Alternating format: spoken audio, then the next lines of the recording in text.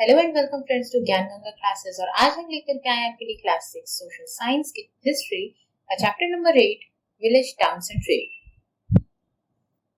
So what we will cover in this subject in this chapter today is iron tools in agriculture. कैसे iron tools का use होने लगा agriculture में, then the irrigation, we'll learn about the different people of village, different groups of them, then the stories, travelers, and sculptures, how they enrich the history. We will learn about different type of coins that they will be using and do a case study on Mathura. Then we will learn about the craft and craft persons. Also learn about the Archimedu, a place which is related to the craft persons as our case study. And then we will learn about different type of trade in India. What were the routes that the traders were using? And the new coastal kingdoms that were there, including the Cholas, Cheras and Pandyas, the Satvahans, and we will also learn about the Silk Route.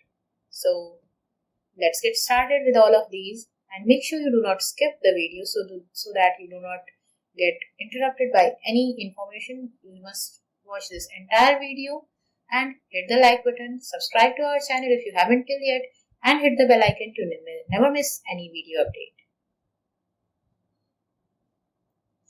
So, our first topic is iron tools and agriculture. Agriculture तो बहुत समय से practice हो रहा था, अब उसमें धीरे धीरे टूल्स की चेंजेस होने लगे। कैसे टूल्स आने लगे अब? Iron tools. आयरन पहले stone, then there was wood, and now iron के tools were be using in the agriculture. Use of iron started about 3000 years ago. 3000 years ago से it is praised कि there was the use of iron in the tools. Such tools include axes to cut woods, plough that is helpful in agriculture. So these were the tools that were used by since 2000 years ago to improve on the agriculture. Then there was one more thing that was being practiced, that was irrigation. Irrigation, the system of transplantation and production was increased.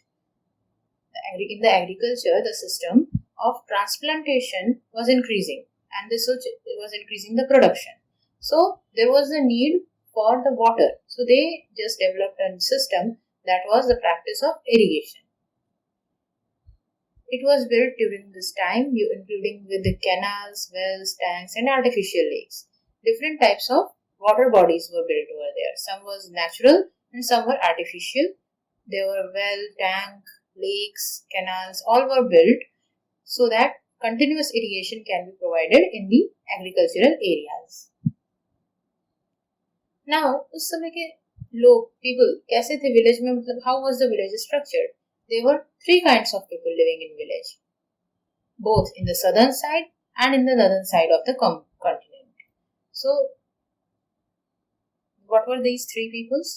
These, in the southern India, they were known as Vellalar, Uzavar and Adimai. And in the northern India, it was known as Gram Bhojak, Grihapati and Dasan. In southern India, the large landowners were known as Vellalar. And in northern India, they were known as Gram Bhojak. Then there were the workers that who used to work like an ordinary man in the fields. They were known as, in southern they were known as Uzavar, in northern they were known as Grihapati. And then there were the landless laborers that who didn't own their land, they were working as the slave to others. They were known as Adimai in southern India and Das in the northern. Clear? How was these sections were made? So the Gram Bhojak or Vellalar was the village headman,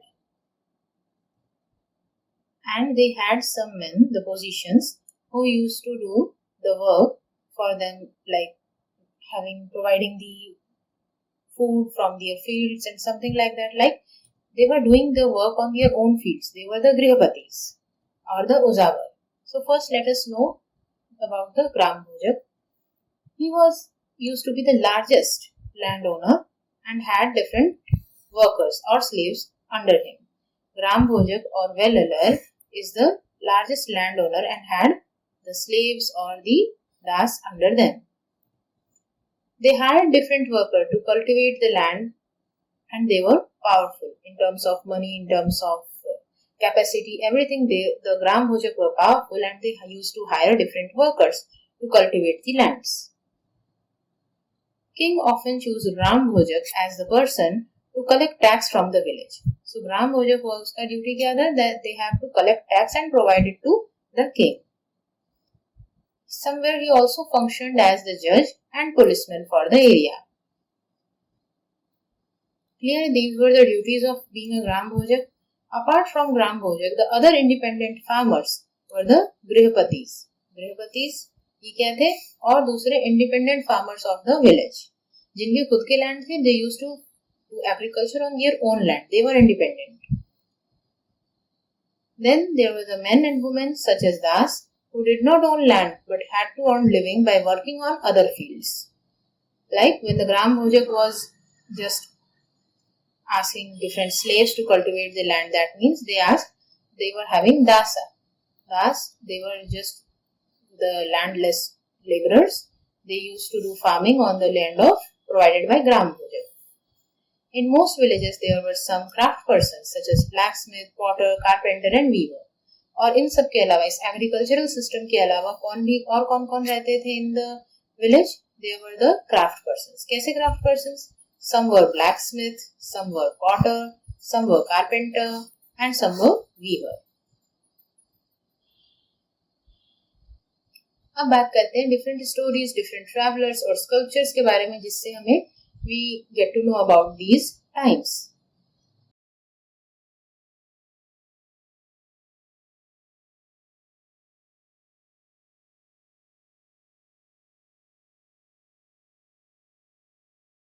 There were different Jatakas stories.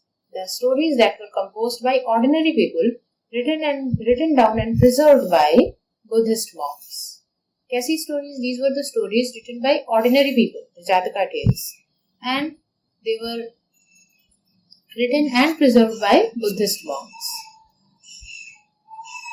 Buddhist travelers were the ones who used to just promote these kind of stories and tell these stories when they go place to places. Then there were the sculptors who carved different scenes, different times when the people live in town, different how they were living. They just carved them on the different kind of stones or woods or pillars. They were having the job of decorating the village, the buildings and different houses with the different kinds of scenes that they were asked to do.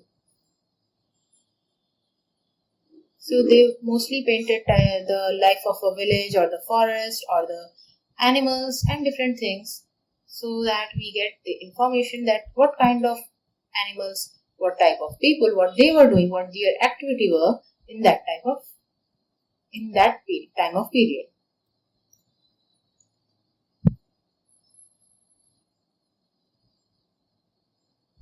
And we know cities were developed from about 2500 years ago. As the capital of Mahajanpad, we know there were Janpads, there were Mahajanpad, and each Mahajanpad had the capitals.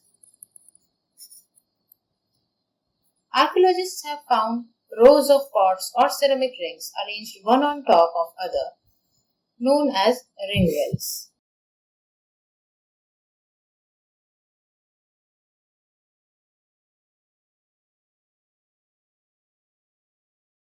That were on one another. They were just placed on one another and they were arranged in a way that they were known as ring wells. They were used as drains or garbage dumps. So many things they were used for. There was hardly any remains found by archaeologists of the palaces or markets or of homes of ordinary people. So that is still to be discovered.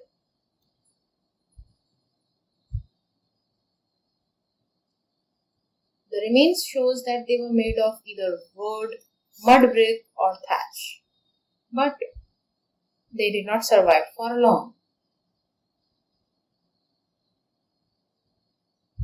Most detailed accounts that we have of in today's time of that time period, that early time period, has been found by an unknown Greek sailor.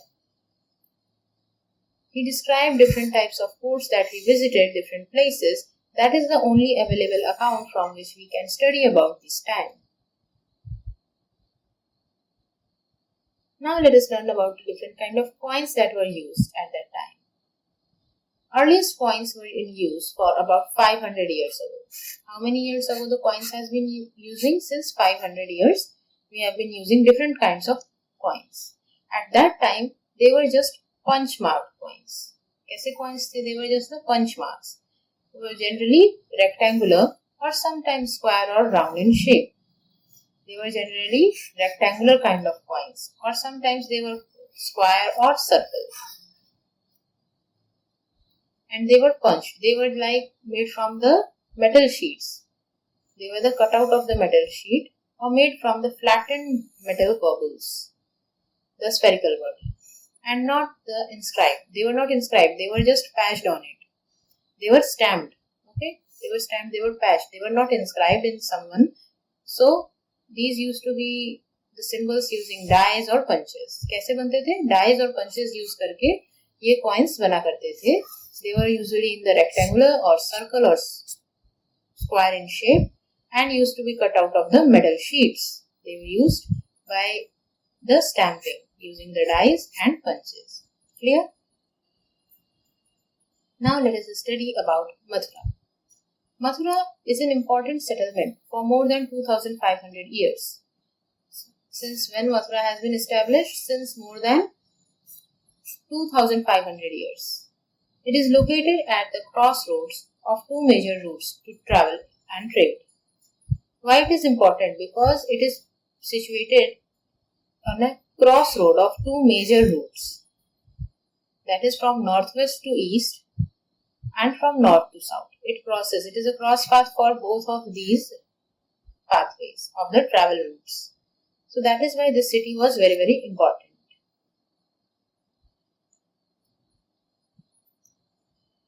Farmers and herders from adjoining areas provide food for the people in city. In this city, इनको खाना कहाँ से मिलता था? From the adjoining villages. They just traded their food items in the city. Mathura, a center where some extremely fine sculpture was produced, around 2000 years ago became the second capital of Kushanas. Mathura became the second capital of Kushanas. And यहाँ पे क्या था? यहाँ पे बहुत ही fine sculpture was produced. This was the specialty of the place at that time. It was also a religious center as there were Buddhist monasteries, Jaina shrines, an important center to worship Krishna. So in the terms of religious also, it was very, very important religious center. It has been a very important religious center since then. And because there were also Buddhists, there were Jains, there were the Hindus worshipping Krishna.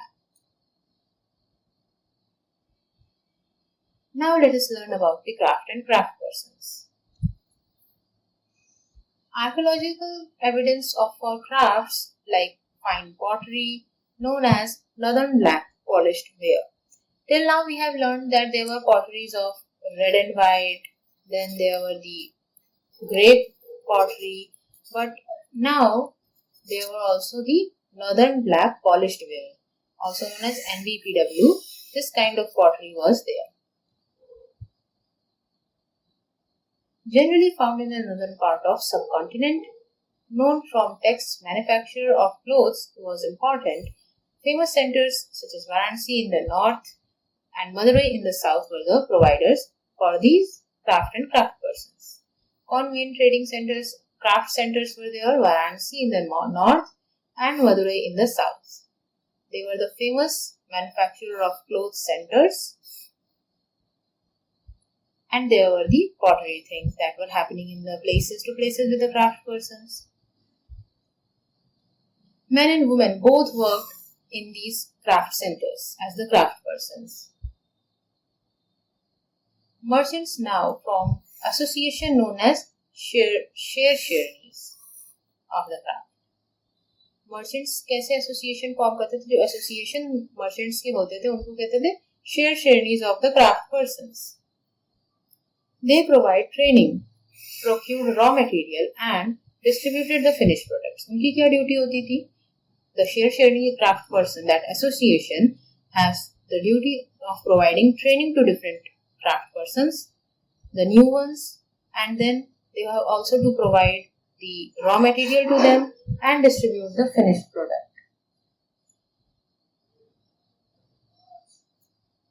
Sharenees of merchants organized the trade also served as banks where rich men and women deposited money, invested, and part of interest was returned or used to support religious institutions such as monasteries. Sharenees of the merchant क्या करते थे? They organized the trade. Provide कर दिया, product बनवा दिया. अब trade होगा तभी there will be the different give and take of the things. So they organized trade for the merchants and also served as banks. They just make sure the regulation of the money. So where rich men and women deposited their money, invested in them, and a part of interest was returned or used to support the religious institutions such as monasteries. How these banks were working? The merchants used to just get deposited the money from the rich men and women.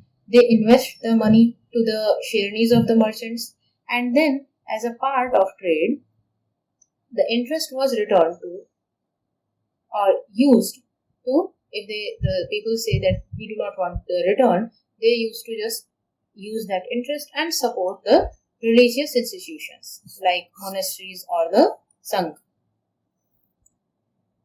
Now let us study about the Archimedu. Another case study of the place. It is in Puducherry, a coastal settlement where ships unloaded goods from distant lands. Massive brick structure of warehouses were found in the site. It was here in the north, in the south, as you can see in the map, in the Puducherry. It is the coastal city where the ships used to unload the goods, and there are very, very massive brick structure. They were known as the warehouses, so that the unloaded goods can be placed in safely. There were pottery from the Mediterranean region such as amphor, the tall double-handled jars that contained liquids such as wine or oil. These potteries were also found in there. Stamped red glazed pottery known as Aretineware, named after the city in Italy. It means different cities people came in here and just bring their articles and trade here from the India. So they were deposited in the warehouse in the Archimedu. So the archaeologists found different remains of these items and found that they were bringing from the other cities, other countries to India through this port.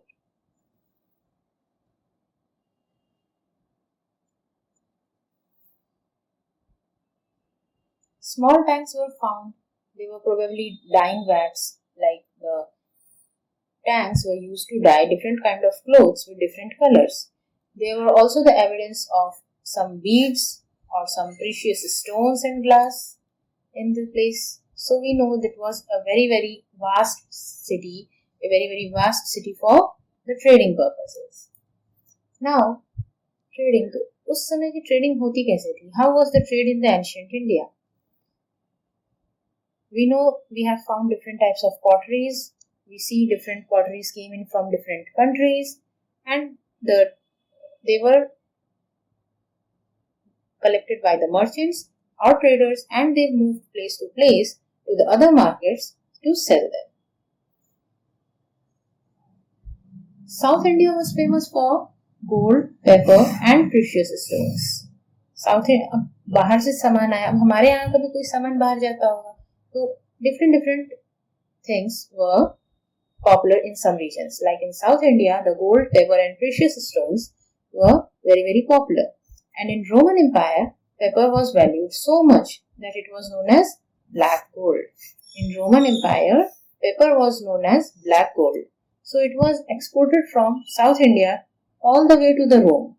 Who carried that? The traders. The traders carried these goods, these peppers, gold and precious stones from the South India all the way to the Rome in different ships across the seas or by land by using different animals as their transport and make different groups called caravans. So they used to travel, so there must be any route for them to travel from one place to another. In this here map you can see, here is India, here is Rome. They have to travel either by land so vast or through the seas. They have to cross the routes. So there were different sea routes that were explored by different traders and some were known by many. So some were the same with the land. There were different routes from one place to another. Some people used to travel from Bay of Bengal to the Roman side, or some people used to travel from the Arabian Sea. Both the ways, they just take months, years to just travel from one place to another. So that's why, because the travel routes, the trade routes were from mostly the coastal areas. So these coastal areas were very, very important since then. So there were many coastal kingdoms. So let us learn about them. Here in the map you can see these are the coastal plains we are having in India. So many states right now we can call them as the coastal plains.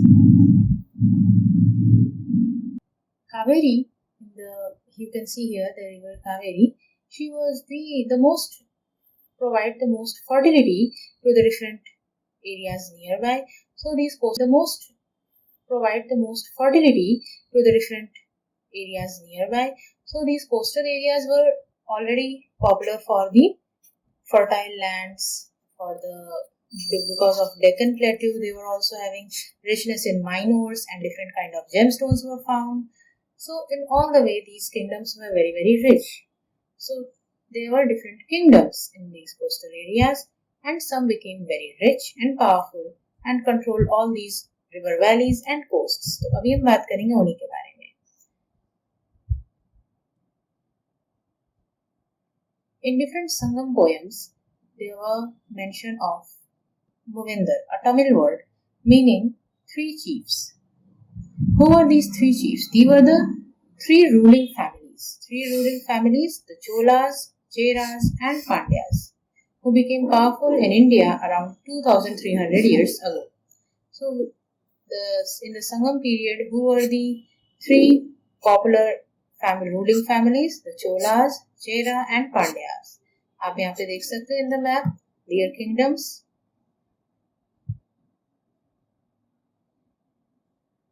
Each of the three chiefs had two centers of power, one inland and one on the coast.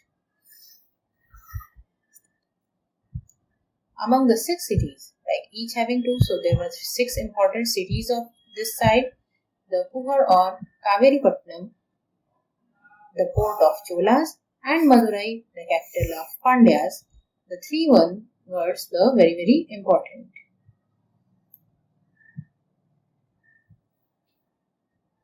Also, they used, हमने भी last chapter में पढ़ा था कि taxes के अलावा there were the tributes. So yes, these kingdoms used to not only just give the regular tax, they avoided the regular tax from the people. They demanded to receive the gifts from them. They used to go on military expeditions to collect tribute from neighboring areas. Not from their own people. They also go to neighboring areas to get the tribute. Some of them were the wealth they kept for themselves and rest were distributed among their supporters, including the member of family, soldiers or poets.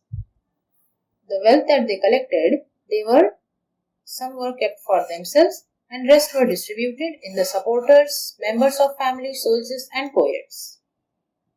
Then many poets' compositions were found in the Sangam collection who were awarded precious stones, gold, horses, elephants, chariots, and fine clothes.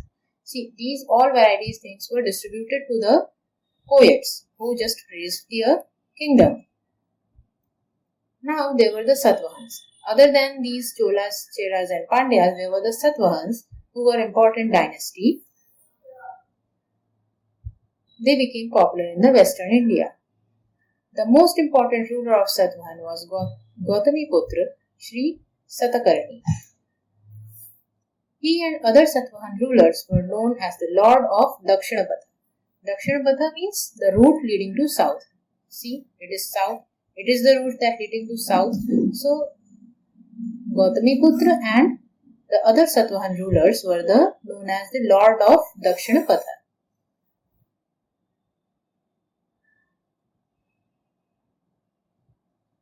Around 200 years, they were in the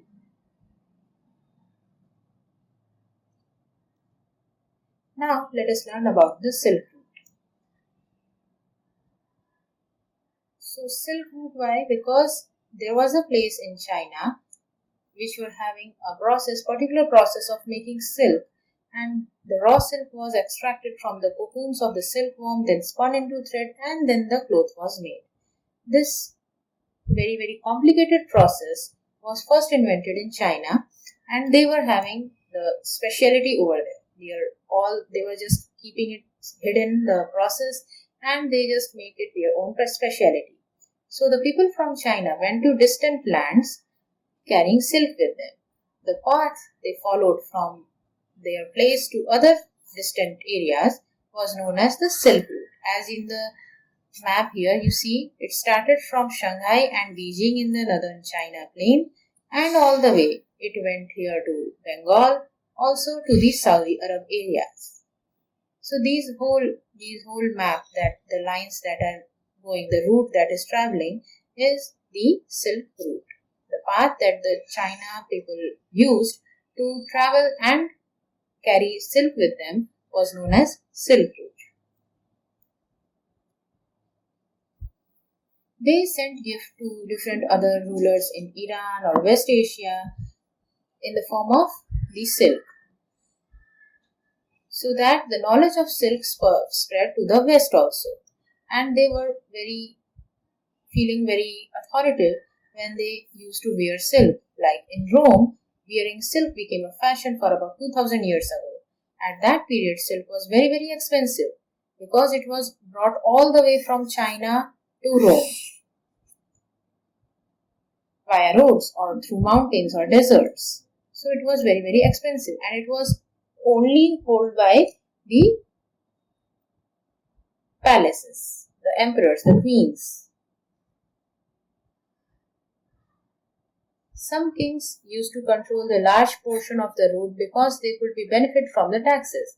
Tributes and gifts were brought by the traders in traveling along the route. Different kinds of rulers used to rule these trade routes, and the traders that were traveling from these routes used to bring the different kind of gifts or tributes for them. And in return, वो kingdom क्या करते थे, वो king क्या करते थे, they protected the traders who passes through the kingdoms and from the attack by the robbers. From the robbers and the different people, they just protected the traders in return and got the gift. Like this, these route were controlled by Kushanas who ruled over Central Asia and Northwest. Here they were the Kushanas Empire, and they just controlled, the Kushanas kingdom controlled the Silk Route around their area in the Central Asia and Northwest.